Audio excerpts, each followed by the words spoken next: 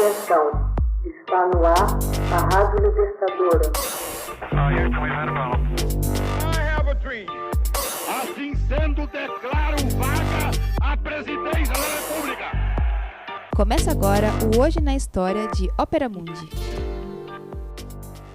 Hoje na História, 2 de fevereiro de 962, nasce o Sacro Império Romano Germânico. Em 2 de fevereiro de 962, Otto I, o Grande, rei da Germânia, dos francos, dos lombardos e de Pávia, recebeu em Roma a coroa imperial das mãos do Papa João XII. A coroação marcou o nascimento de um poderoso império, conhecido como Sacro Império Romano Germânico, na verdade denominação adotada séculos mais tarde. Otto I confirmou sua supremacia em relação ao pontífice, colocado desde então sob sua tutela. Dali em diante, nenhum outro papa poderia ser eleito sem prestar juramento ao imperador. Em perigo diante das famílias da aristocracia romana, os estados pontifícios precisaram contar com ajuda externa. Otto I da Germânia foi ao socorro em troca de ser coroado imperador dos romanos. Desde então, os estados pontifícios ficaram uma vez mais sob a proteção imperial. Otto I passou a ser o primeiro soberano do império, cujo território abarcava a Germânia e a Itália. Hoje, Alemanha, Itália, Suíça, Áustria, Liechtenstein, República Tcheca, Eslovênia, Holanda, Bélgica e Luxemburgo. Otto I tentou intervir na igreja para controlar os grão-duques, fundou dioceses e abadias, e seus titulares recebiam dele tanto o poder religioso, o anel e a cruz, quanto o político, o báculo, instrumento que simboliza o poder temporal do bispo sobre os fiéis. Nasceu assim um processo de controle da igreja sobre o poder do Estado, o césaropapismo. Esses senhores religiosos eram o sustentáculo do império, pois forneciam a maior parte dos guerreiros e dos impostos. As consequências da intervenção política na igreja não demoraram. Abades e bispos alemães levavam uma vida mundana e influenciaram monges e padres. A devassidão levou o nome de nicolaísmo, desrespeito aos bons costumes, violação do celibato, vício da bebida e do jogo e o comércio ilícito de bens espirituais. O poder político da Igreja Católica consolidou-se ao longo da Idade Média. Paralelamente, houve o declínio da noção de Estado, trazido pelo fim do Império Romano. No vácuo gerado pela pulverização do poder político, cada vez mais fragmentado pelas relações de vassalagem, a Igreja assumiu um papel centralizador na vida europeia. Um dos fatos que marcaram essa importância católica na vida política foi a coroação de Carlos Magno como imperador no ano de 800. Numa Europa quase integralmente cristã, o título de imperador pressupunha um poder sobre a cristandade. A ideia vigente na época era de que havia um único poder, o poder de Deus, manifestando-se em termos espirituais no papado, que legava ao imperador os assuntos temporais. O poder papal mantinha mais força na região germânica. O título de imperador ali não era dinástico, ou seja, não passava de pai para filho. Os duques da Saxônia, Francônia, Suábia e Baviera elegiam um deles para ocupar o trono. Essa formação monárquica eletiva visava a aliança dos grandes senhores feudais alemães, principalmente em caso de guerra contra invasores. O imperador representava todos, sendo que cada nobre mantinha o poder feudal sobre seus territórios. A configuração do eleitorado variou até o ano de 1356, quando a Bula Dourada fixou os 7 eleitores, mantidos até o final do